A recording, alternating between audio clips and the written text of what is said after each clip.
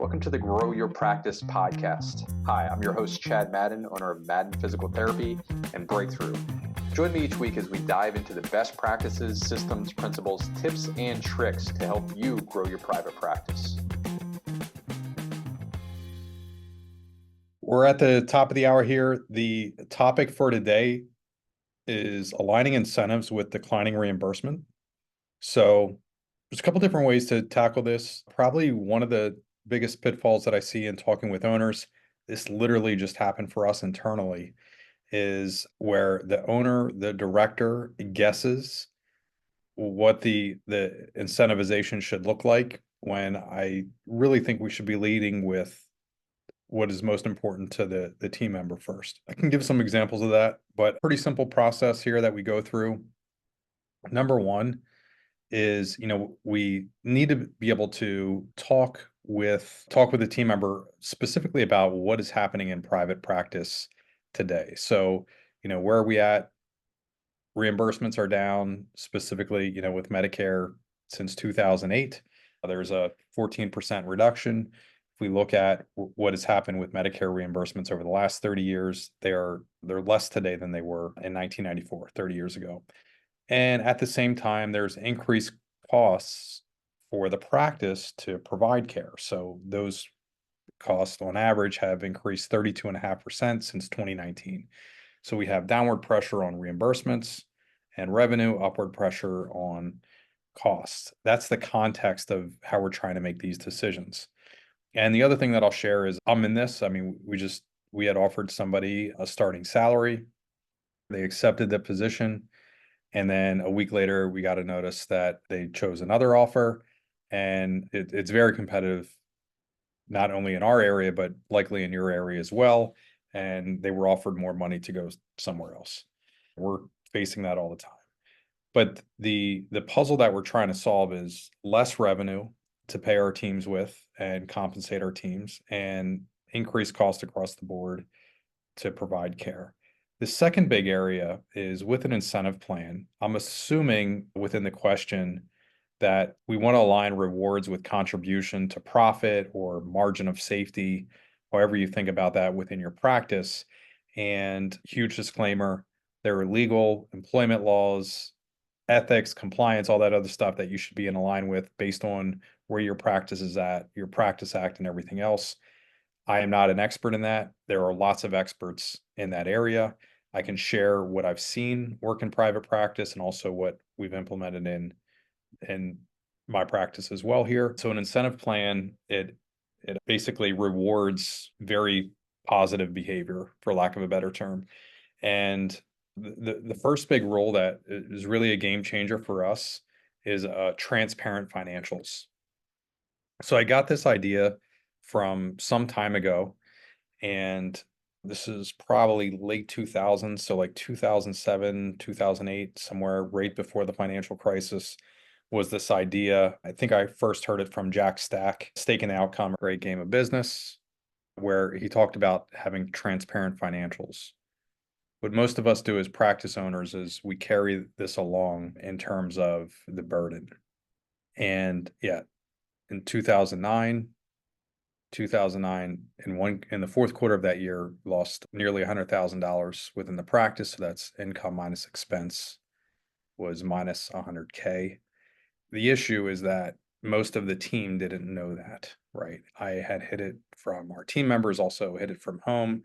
And then I just resolved on the back end of that we were never going to let that happen again. And our team was going to very much understand about where the practice was at financially. So that's the first big hurdle.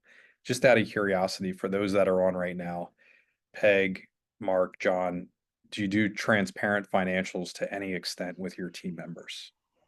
I have recently begun doing that, especially just with my directors, but I'm still trying to work out how much do I disclose. I give them the financials. I guess what they don't understand is the actual profit. I guess that's my still kind of worry or fear. I don't necessarily need them to see how much I take home personally, but I'm working on that. So that's something that I need to learn more of. How much do I show them? How much is enough? Yes. Great question. And congratulations on taking a step in the right direction, John. Thank you. Peg, Mark, Melanie. I have shared semi-financial statement with my managers. And then this year I changed, and then what I did was I basically did a profit and loss statement and show them what we need to do in order to be profitable and that kind of thing. And I shared that with everyone. And 3 months later, everybody forgot what we need to do in order to make ourselves successful. And I've tried going more in depth with my managers to help them understand where we're at and what we need to do. Nice. So you have good steps in there. I've kind of seen, talking on her, I've kind of seen that as well, as they get very interested about it in the beginning. And then it, like she says, then it kind of falters. Then they kind of forget, they say they want to hear it, they love it, they eat it up, and then it just doesn't sustain for very long. Thanks, John. Melanie, anything to add there? This is a big one for me. Kind of caught the tail end of what you were saying, Chad. Same deal. Horrible start to this year. Horrible end to last year. Wanted to sort of disclose, and we have a company retreat every year, wanted to disclose in that. And when I pulled one of my respected employees who've been with me for a long time, I said, this is what I feel like we need to talk about. He's like, I just don't think that we should use the retreat for that. I feel like it's going to be a downer and it's a bummer. I'm like, oh, it's a downer and bummer, all right. And so I didn't because of that, but possibly a mistake, because by not telling them the truth, we're still wanting our annual raises. We're still wanting well, how it looks like every month when you are giving the directors who take back to the clinics the stats that show 2021, 2022, 2023, it looks like every one of them are higher. We have more evaluations, we have more visits, we have more. And yet you're saying we can't afford all these things, new equipment or adding on or whatever, my raises, whatever everybody's wanting. And it's because I wasn't able to give them the whole picture. I'm with you. Got it. Yeah. So that is key. The way that you present it is at the heart of the matter. So, hey, here's this problem, and I know you're looking at me to solve it, and I can't solve this on my own. Let's take a look. And I call them now puzzles. I just find that people want to solve puzzles more than they want to hear about problems. So here's the puzzle. Everybody wants raises. Everybody wants benefits. Everybody wants, more paid time off or whatever that is. So this is what we're dealing with. And I just want to bring in what John had mentioned, which was, how much do you share? That I'll share my compensation here. It's 75K a year. That's what my personal compensation is from the practice. Now I'm a partner as well, but that's my salary. Everybody knows that here, but you don't have to share that, right? The main thing that we share is gross income, and we share it for every individual practice location. So we have 7 right now, and we share it for the entire company. Then we share expenses. And we break that expenses. So you know how you get a P&L from your CPA, your accountant, and it has 117 different line items on it? We're not sharing the P&L. We take that and we lump it into 10 basic categories. I'll give you most of them off the top of my head, but it's going to be something around space, which is that'll include lease, utilities, and all that fun stuff. Total employment expenses. So we'll show the total. And yes, and like I'm in our Harrisburg office right now, which does about 3 million a year. I mean, we're running, I'm going to guess like 1.7 in total employment expenses. So if that's 150K in a month, we're going to share that it's $150,000 in employment expenses. We're not going to go through and list all 30 or 37 employees, whatever that we have in this office and what everybody's making. So it's not, we want them to have the big picture around, here's our total income, here's our total expenses, this is what's left over. The other thing that we did share for years, we took 10% of our gross revenue and put it into a reserve. And the purpose of that was to purchase additional space and other future equipment.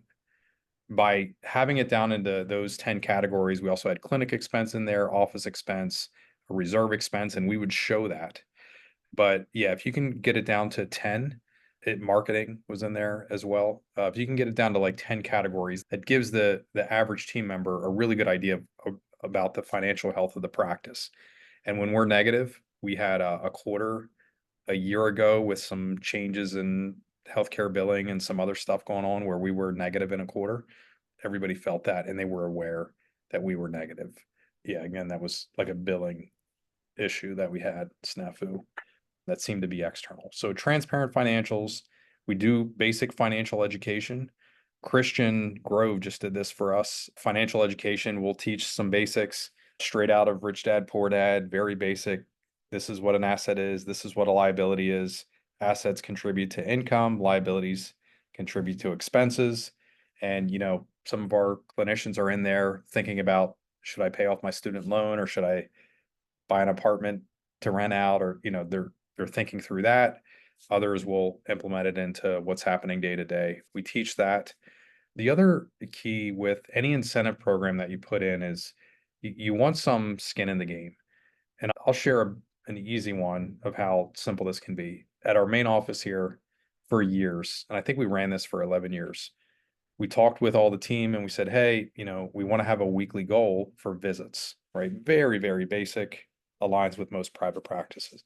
And what would be like a good prize for us that if we hit this weekly goal in visits, that everybody gets this? And we thought it would be like gift cards or cash or, Starbucks or something like that. They wanted a dress down Friday. I'm not a fan of it, but it was almost unanimous that they wanted to be able to wear jeans to work on a Friday. And the extent that people would go, so let's say the goal was 400 visits a week and we were at 395 with 5 patients left on the day. If you called in and talked with Debbie that you were going to cancel your appointment that day and that was going to put us under the number and she wouldn't be able to wear jeans now on Friday, she would say something like, we're not accepting cancellations today. We'll see you at your appointment in 15 minutes. And it was fun. It was fun and it made a good game out of it. And I know a couple times we just snuck over the line because of that game, but Dress Down Friday was super popular. And then, we would just increase. And I think they still do it at this office. But you want some skin in the game. We also have financial incentives and we've done both monthly or quarterly. I've seen that practices will do either one of those based on the team member's contribution to the financial health of the practice. Would you like to know like a very simple formula on how to bonus out? Something simple you can do is income. And is everybody on the call? I'm going to assume everybody's cash based versus accrual. Insurance, is that what we're talking about? Cash based is you only count for accounting purposes. You only count money once it comes through. Oh, gotcha. Yes, correct. I am. Yeah. And Jeff, you're cash based. The new thing in healthcare is all about cash-based programs. So I was thinking that way instead of, no, I've been in insurance. I'm 31 years in this business now. Same thing right now. I'm just going to retire on out. The majority of practices are cash-based accounting. Yes. Accrual is where if I treat you today, I book the revenue today, even though I didn't actually receive it. Great. So let's assume you're cash-based. We would take the revenue or income that we received in a month minus the expenses. There's going to be income minus expenses, what? Profit. Let's say you have $100,000 clinic in a month, your expenses were $90K and you have $10,000 left over. We'll take a percentage of that. We've taken 25%. So we take 25% of that profit and we put it into a profit pool. And we distribute it based on, we call it contribution to profit. So that'll go to the receptionist, the marketing team, the billing team. It goes to them first, and then the remainder goes to the clinicians. And you're going to want to adjust this based on how close you are to fair market value. If you're overpaying for example, if you're overpaying your PTs and underpaying your PTAs, you might adjust accordingly relative to fair market value. It's not going to be something you fire off month one or quarter one and you nail it. But that's the general rule, is how much of your profitability are you willing to share? You're not bonusing all of your profits away so that you have nothing left over and you have no margin of safety for the practice. The other, if you want something a little more advanced, would do 10% of gross revenue into the reserve. So that way we were always guaranteed to be at least 10% profitable. There's a book that I share a lot, which is Greg Crabtree, Simple Numbers, Big Profits. And I had the opportunity to work with Greg a few years ago. Not sure even if he's still in practice, but the book is amazing for both accrual and cash-based accounting. The one thing that we learned from him was he called 10% in a service-based business. I think he calls it the new break even. That if you're not at least 10% profitable, you're a speed bump away from going out of practice. So we always had that reserve in first, just so that we always ensured that we had money to grow in the future and leave an impact. And when March 2020 hit for us, we had a pretty big cash reserve to fall back on until PPP happened and all that other stuff, that we weren't panicked. It bought us time. That's another way that you can do that. Before we continue with this episode, here's a word about our next event, the Revenue Per Visit Virtual Summit. Private practice owners, are you tired of declining reimbursements and shrinking margins? Join me on July 18th for the Revenue Per Visit Virtual Summit. It's a value-packed, free, online live event where you'll discover strategies that you can put into action in your practice to boost your revenue per patient and enhance your practice's profitability. You'll hear from industry leaders and private practice owners like Mark Callanan from Innovus, who will be talking about how to increase revenue with cash-based services. And Sterling Carter of Sterling PT and Wellness, who was able to increase his reimbursement rates by over 15% with providers. With more than 8 speakers, 5 hours of actionable training, and hundreds of practices in attendance, you don't want to miss out on this game-changing event. Click the link below to register today, and I'll see you there. Thank you for listening this far. Now, back to the episode. The final thing that I want to say is, and I got this from a book, I'm not even sure I'd recommend it, but it was called How to Never Lose an Employee. There's regrettable departures and non-regrettable departures, right? Sometimes when somebody leaves, you're like, oh my gosh. And other times, not so much. It's regrettable. But in the beginning of that book, he talks about a common misconception, which is, how many of us as practice owners have ever thought, I wish our team members would care as much about the practice as I did? So he talks about how common this is. I'm guilty there as well. And then he said, well, the rebuttal from your team members, they're thinking, I wish you cared about me as much as you do the business. And that resonated for me. And, if you want to take that a step farther, there's Daniel Pink wrote a book on this. I believe it's called Drive, but he talks about, most people are motivated, not just with finances, but he calls it mastery, autonomy, and purpose. And usually what we're having when we're having this incentivization conversation is like, how many of you have had somebody ask for a raise in the last 12 months, 24 months? When that happens, usually the person will say something along the lines of, I'm looking for more responsibility, right? It's a nice way to say I'm looking for a raise. During that conversation, what we do is we lay out, well, what are you looking for in more responsibility? We have a ladder for our therapist where we'll take somebody the whole way from an aide through DPT school to an entry-level DPT to a team leader where it's themselves and 1 or 2 assistants where they're leading a team, to clinical director, to a partner. We show this career ladder and we can say, this is your next step. And we've had 2 now go the whole way from aide up to partner, complete that entire journey. Giving them something to work towards is key, rather than it just be, stale and mundane, and there's no room for growth for them. You want to have a next step, especially for your higher achievers. One more thing I want to mention is on a weekly basis, and John mentioned this in the beginning, and I think Peg, you were saying it as well, like you have this injection of energy, and then like the farther you get away from that injection of energy around being interested in finances, like you feel like you constantly have to breathe life into it. Is that fair? Some things that we do around that. One is every week when we do our weekly team meetings, each team member reports what they did last week and what they're going to do in the upcoming week. That is dramatically different than how most practices manage. Most of the time when I attend a staff meeting, it's the the director, the owner who's doing all the talking, team members aren't talking. Believe it or not, when you attend our staff meetings, I barely talk at all. Like it's almost zero. Usually disappoints any other owner that I've brought into the staff meeting. Yeah, no magic. I'm listening to what each team member's saying, but they'll say, I did this last week. I saw, our team saw 107 visits. We had 10 new patients. We had 7 discharges. Here's what we have lined up for next week. And we had 92% attendance. Here's what we have lined up for next week. That is a game changer and will help with your incentivization program. The other thing is we do monthly director calls. And if you have more than one partner, quarterly partner meetings. Your key team members, your key stakeholders.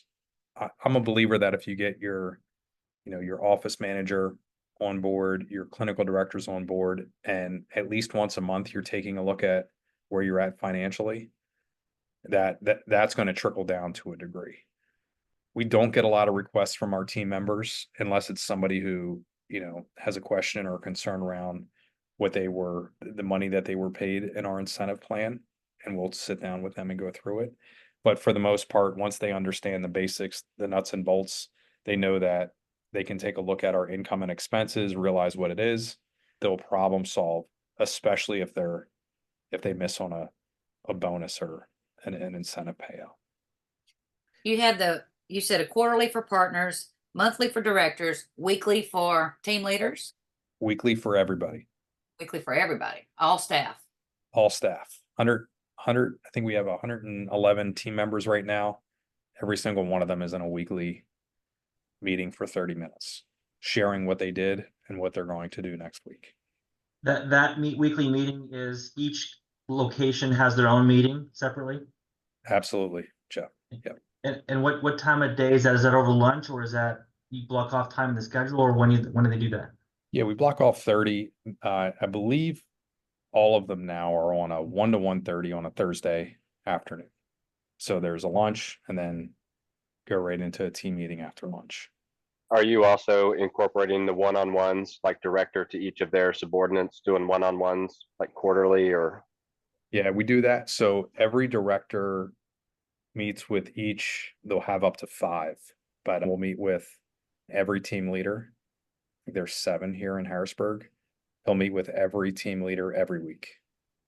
They're 5 minutes, 5-10 minutes, not long. And he does those on a Wednesday. We block out time for him to do that.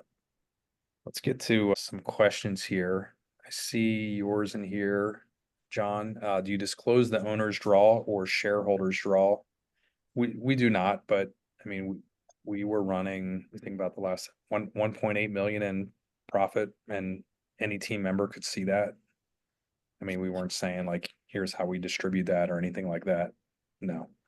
Other things like if you talk with a couple of owners who are running like a car through their practice, if it's not something that's part of the normal expenses, like I would not minus out my vehicle as like an expense and then the team doesn't get profitability. Like I would just not have it part of the reporting structure.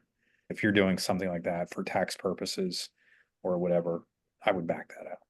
Jeff, you asked, does every employee report, or who does the reporting at those weekly meetings? Yes. So like the reception team will go through and they'll report on attendance rate, percentage of copays collected at time of visit, how many visits we saw last week, how many cancellations, no-shows we had, how many new patients and visits we have for the entire clinic coming up next week. That's just off the top of my head, it'll be something like that.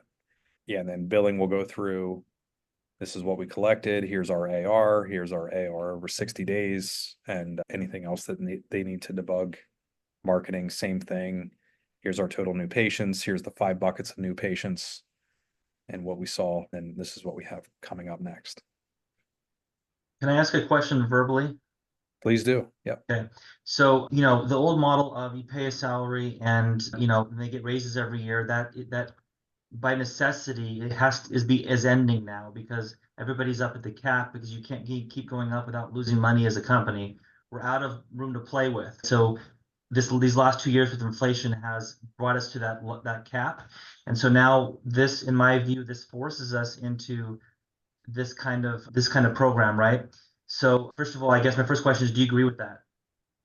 I would say like it's law, right? I mean, there's no logical way around it that, and I remember reading your question now, Jeff, and thank you for submitting that. There's a practice here on the East Coast. I know their clinicians were making on average over 100K. And it was like, okay, what's the next step here? Well, are your services, are Blue Cross Blue Shield, Medicare going to pay you more because of the number of years you've been here at the company? The answer is no, right? So let's take a look at this. Here's the health of the practice. Here's the health of your section specifically, the revenue you're generating, the cost, including your employment cost to provide care. How do you want to solve this? Let's look at this together, right? Like you want them on the same team, not you versus them, which I think is the error that most of us make. I would add on that, we talked about it before, and I know, Chad, you're a champion of this, is unless the clinic is severely under billing, which is very, very common, but those guys have potential. If they find that they're under billing and they retrain their people, and there is money to go around. So I know some PTs out there think they're capped out, but most PTs, I think, still nowadays under bill.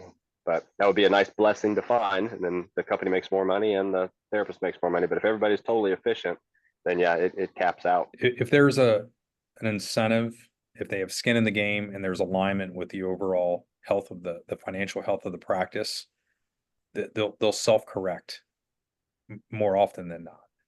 And I think that's what you're getting at, Jeff, right? Yeah, and what do you think of an incentive structure it's kind of similar to what you do, but a little bit different? And you just say, okay, this is the amount of revenue that you produced. You get this percent of that revenue, no matter what it is. So you can see more patients and bill more effectively. You can make more money. And here it is on a spreadsheet in advance, so you can see what your potential is. And it's totally up to you now. And we'll coach you and help you, teach you how to, build more effectively. Have better visits per case, more visits per hour, and do all that well in order to make more money. But it's up to you now. Places you can look at to model after that: Canada, very common, and also internationally, most physios are on a very similar structure. It's pay per visit, percentage per visit, something along those lines. Very common to do a model like that. You're in California, Jeff. Mm-hmm. Yeah, you're gonna want to double check on we'd have to have the base pay still, but we could say everything above that, if you're 26% of revenue or whatever the percentages that we use goes above that base pay, then that you get everything above that. I'll leave that up to you on the compliance and ethics of California employment law. Okay. Okay. Yeah, whatever you need to do to stay in line there, dot your I's, cross your T's. Absolutely. I can tell you that in models where I've seen an owner roll out an incentive plan that is more, let's call it commission-based or more variable, what they've done is for 6 months, they'll run both programs in tandem. Here's what you did before. Here's the new program. Every month, we're going to pay you the greater of the two. And at the end of 6 months, we're going to ask you to choose. And nearly 100% of the time, they choose the variable pay because there's some increased incentive, but all of a sudden now there's a desire to learn financial. They're going to give away a lot less care, which is exactly what John was alluding to. Probably the biggest problem that we have in conservative care is we give it away. I think you're on point there. I wish I just had when you said, has anybody asked in the last week? Yes, this week, my highest paid employee, my highest producing employee, my rock star, gotta stay with me employee. But I'm just like, how long does this keep going? I mean, he's my clinical director in one clinic. And so he also gets a bonus based on how that clinic is doing. He gets that bonus.